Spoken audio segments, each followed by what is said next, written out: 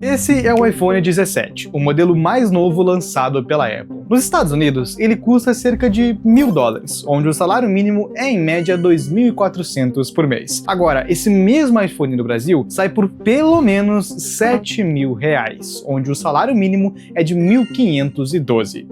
Quer dizer, na verdade é 1.621, segundo o reajuste de R$100 feito esse ano. E eu tenho certeza que esse valor equivalente a 1 quilo de café ou 2 de carne vai mudar a vida de todo mundo. A carne vai baixar. Vocês podem ter certeza que vocês vão voltar a comer picanha outra vez, porque a carne vai baixar. E pra ser sincero, eu ainda tô sendo bem generoso, porque esse é o valor bruto, mas nós sabemos que existem uma série de descontos por conta da CLT, algo exclusivo do Brasil. Mas voltando pro exemplo, isso significa que um atendente de fast food nos Estados Unidos precisa trabalhar menos de 2 semanas para comprar o seu iPhone de última geração, gastando menos da metade do seu salário, enquanto no Brasil, quase 5 meses trabalhando inteiramente para pagar pelo mesmo produto. Ou seja, você não gastaria com mais nada além do iPhone, o que é impossível, né? Vamos combinar. Só com essa comparação clássica que eu tenho certeza que você já viu muita gente fazendo, seja com preços de carros, iPhones, videogame, eletrodomésticos e etc., nós chegamos a uma conclusão muito simples. De maneira bem grosseira, um americano pobre tem quase 14 vezes mais poder de compra que um brasileiro médio. E calma, pode tirar esse dedo do teclado porque eu sei exatamente o que você iria comentar.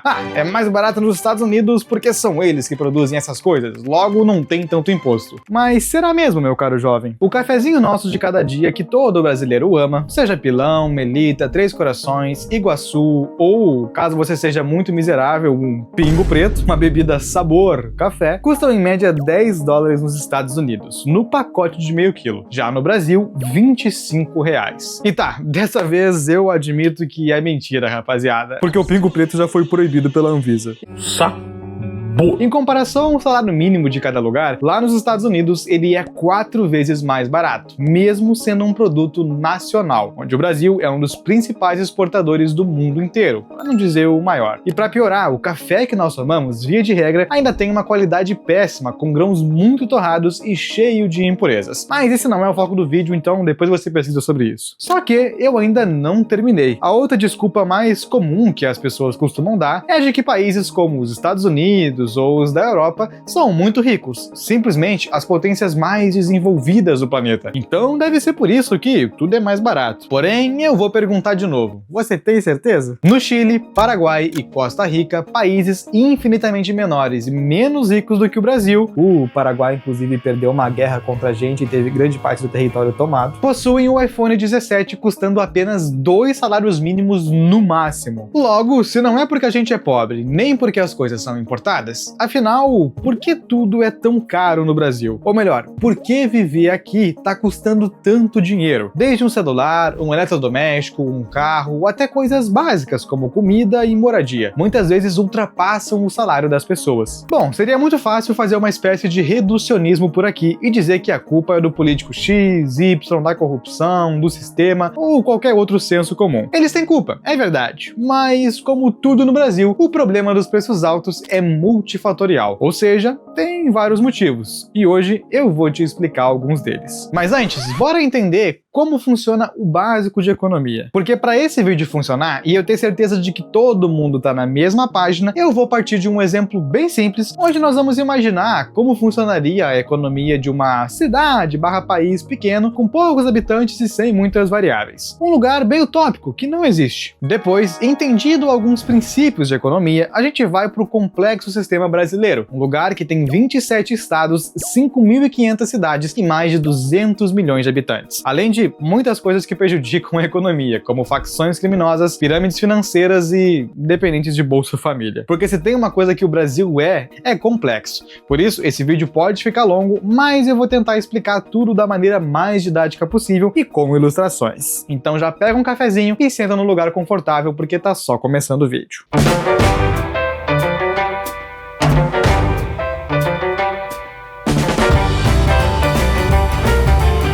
Você concorda comigo que na base de toda a economia existe um indivíduo que mora numa comunidade. Ele é muito ocupado trabalhando, por isso não consegue se preocupar com questões comunitárias, como infraestrutura, construção de escolas, hospitais, saneamento básico e qualquer outra coisa que a sua comunidade precise. Logo, ele resolve pagar uma parte do seu salário em impostos, onde um grupo de pessoas escolhidas por ele e pelo povo vão usar esse dinheiro para essas questões. Podemos partir daqui? Agora, pensa num lugar isolado da sociedade, onde não existe corrupção, gestores ruins, criminalidade ou qualquer outro tipo de problema. Lá, tudo funciona perfeitamente. Escolas, hospitais, universidades e até mesmo a moeda é descentralizada, ou seja, não pertence ao governo e por isso ninguém pode imprimir infinitamente. É limitada, como se fosse um ouro e prata, mas um pouco mais tecnológico. Até o fim do vídeo eu explico. Esse lugar, que obviamente não existe, vamos chamar de utopia. Não é Zootopia, tá? Daquele desenho. Lá dentro nós temos pessoas comuns, como o seu João, que tem uma barraca de limonada, a dona Maria, que vende pães, o Carlos, que é motorista de aplicativo, e o Roberto, empresário. Assim como eles, todo o resto da população desse lugar trabalha ou gera valor de alguma forma. Como eu disse, é um lugar bem utópico, então não existem criminosos e nem pessoas recebendo auxílio sem necessidade. Todo mundo é honesto, trabalhador e gera algum tipo de riqueza, seja vendendo essa força de trabalho ou sendo dono do próprio negócio. E guarda bem esse termo, geração de riqueza. Cada uma dessas pessoas fatura um valor X por mês e paga 40% dele em imposto de renda. Eu sei, parece muito, afinal é quase metade dos ganhos.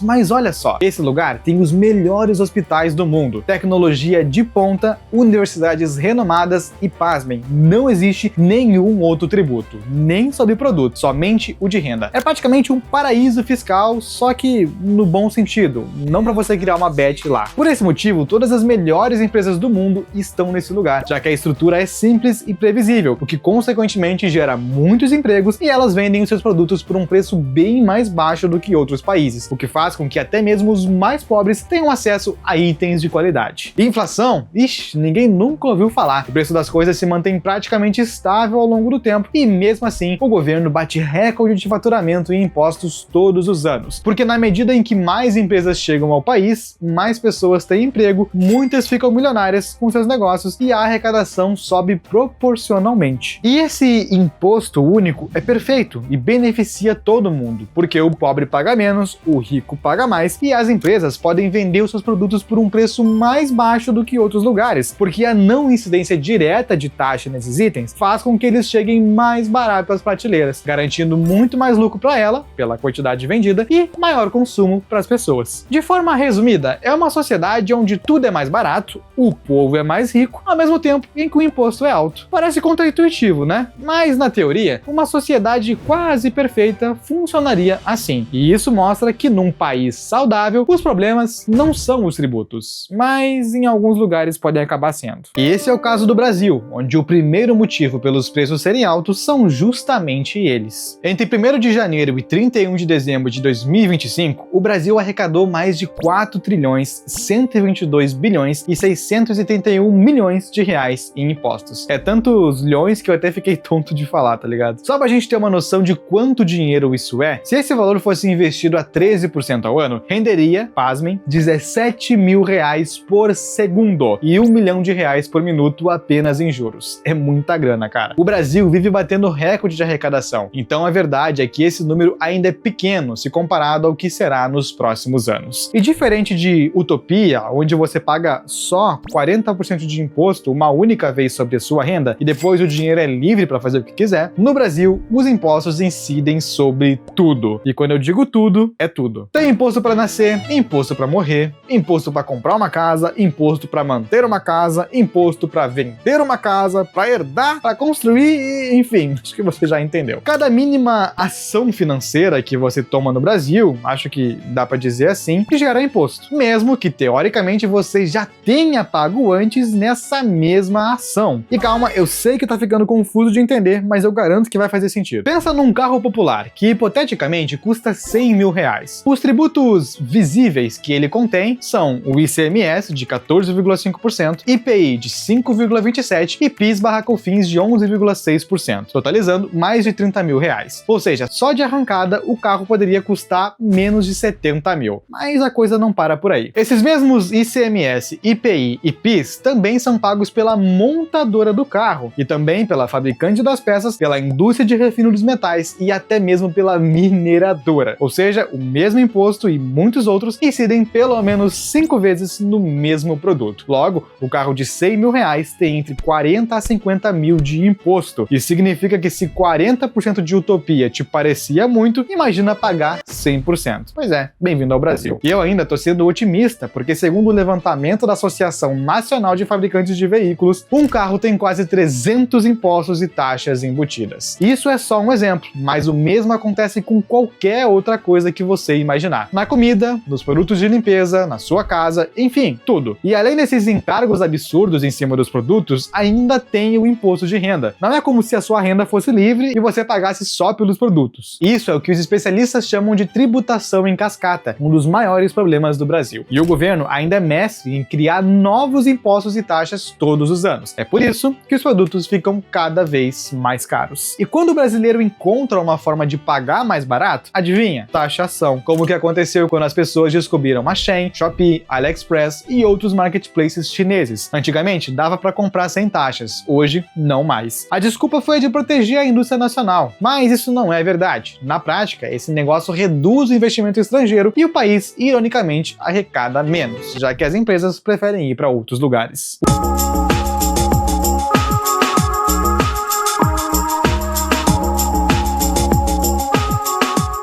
O segundo motivo são as pirâmides financeiras. E, pois é, se você achava que pirâmide financeira era coisa de golpista de internet ou dono de banco, saiba que o próprio governo tem as suas próprias. Como nós aprendemos lá no início do vídeo, toda riqueza precisa ser gerada. Ela não surge do nada. Até mesmo os minérios preciosos são o resultado de algum processo específico. Isso significa que quando o governo paga um benefício gratuito para alguém, sem que essa pessoa tenha gerado uma riqueza, outra pessoa gerou. Agora, multiplica isso por milhões de vezes e a gente chega numa pirâmide financeira, um sistema onde algumas pessoas pagam para outras receberem. Só que isso só funciona se a base foi maior do que o topo, concorda? Mais gente pagando do que recebendo. O inverso seria impossível. É exatamente dessa forma que o INSS, o Bolsa Família e qualquer outro tipo de auxílio funciona. E eu não vejo nenhum problema neles. Se você é uma pessoa ultra miserável, sofreu algum acidente grave ou é velho demais para trabalhar, tá tudo bem, receba o benefício. Por mais que eu ache que todo mundo deveria ter responsabilidade pela própria vida, como funciona em outros países, algumas realmente precisam. O problema é que o Brasil tem o fenômeno do ri-ri levei vantagem, e por isso mais de 50 milhões de pessoas são beneficiárias do Bolsa Família e só 39 milhões têm carteira assinada. Então, a conta não fecha. E eu sei que existe muita gente pobre por aí, mas vamos combinar que a gente não tem 50 milhões de pessoas incapacitadas de se sustentar. Seria tipo 1 a cada 4, entendeu? E pode ser ainda pior se a gente considerar todos que recebem auxílio. Mas Samuel, se muita gente não precisa, como é que eles conseguem o benefício? Simples, tanto o Bolsa Família quanto outros programas funcionam com base na autodeclaração. Ou seja, já que o brasileiro é um povo 100% honesto, o governo confia que você tá precisando de ajuda quando pede um auxílio e não tem nenhuma fiscalização. Isso é tão verdade, mas tão verdade, que existem até mesmo influenciadores famosos que nitidamente ganham muito mais do que eu e você exibindo carros e iPhones do ano, enquanto recebem Bolsa Família. Sabia disso? Se não, dá uma olhada nesse vídeo aqui que eu falo exatamente sobre eles, mas não agora. Assiste aqui primeiro. E esse dado dos beneficiários é recente, de 2026, mas se a gente olhar para esse gráfico, antes de 2022, a curva de auxílios já era maior do que de empregos. E isso gera uma dúvida. Se já fazem tantos anos que tem menos gente trabalhando do que recebendo, como é que o governo ainda consegue manter? A resposta está no terceiro motivo desse vídeo, que é a impressão desenfreada de papel moeda.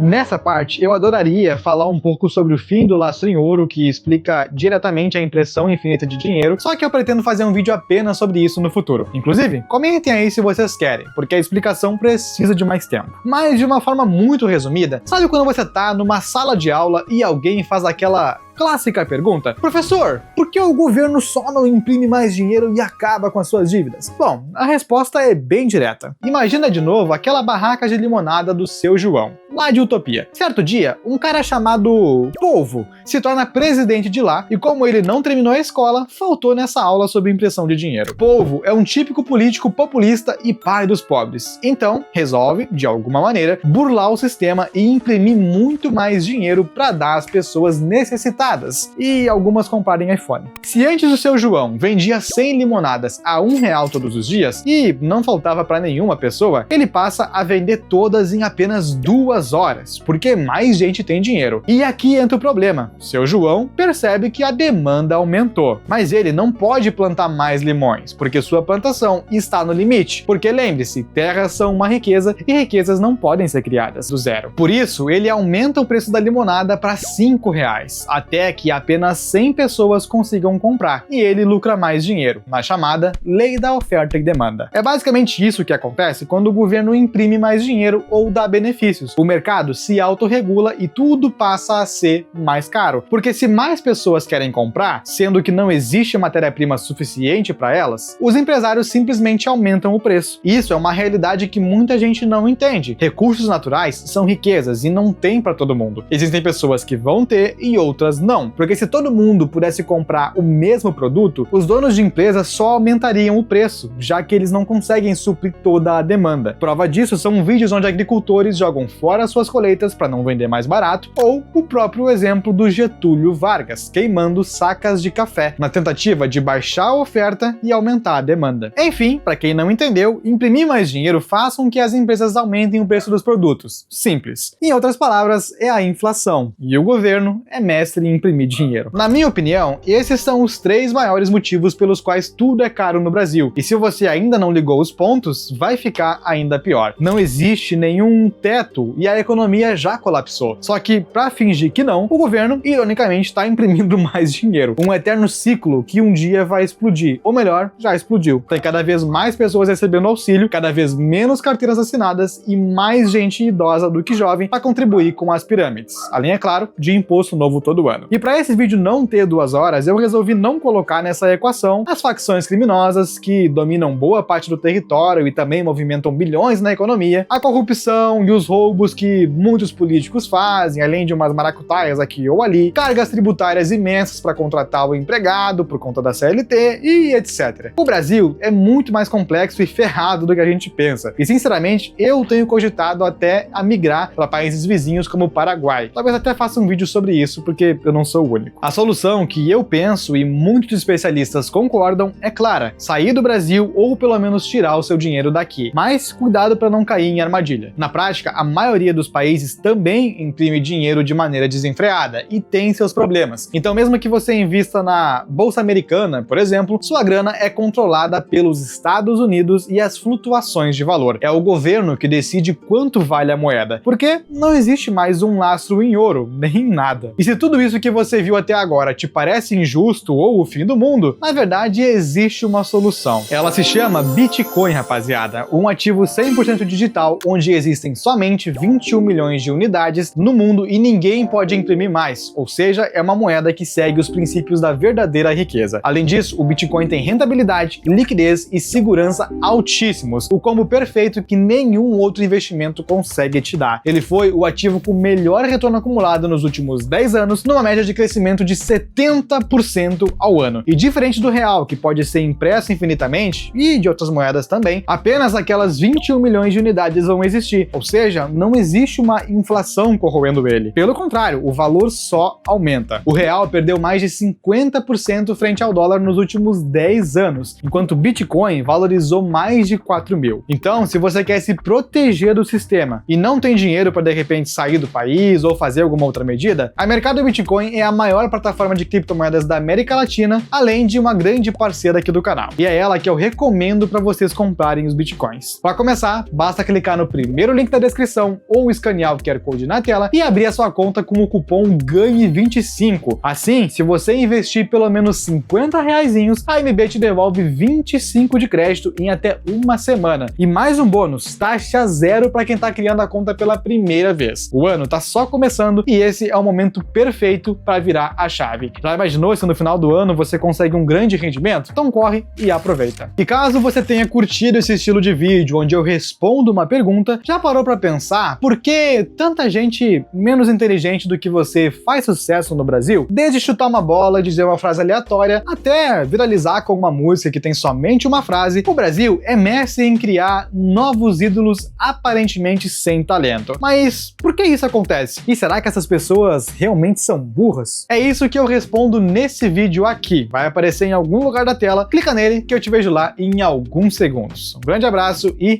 fui!